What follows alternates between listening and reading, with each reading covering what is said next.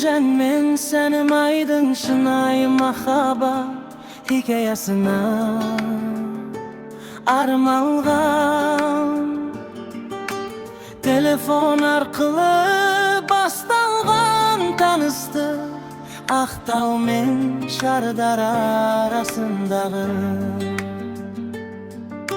Сағыныш үш рет кездесуден кейін өзім бойындағы үйлену сынысы. Бақытты отбасы Мариям есімді қыздың дүниеге келуі.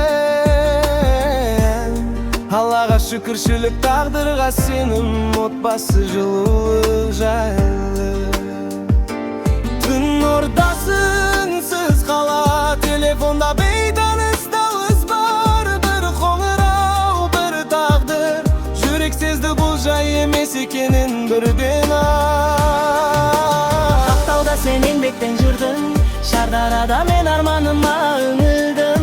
Ара қашық бірақ жүрек жақын, телефондағы әр сөз үміт сыйлады бүгін. Күндер өтті, сағыныш артты, дауысыңнан жаным шатты.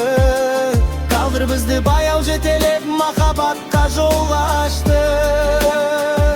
Бір қоңыраудан басталған сезім, бір өмірге жалғасқан өзім. Алла жазған тағдырға шүкір, Елжан мен сәнім ай бір жүрек, бір ма.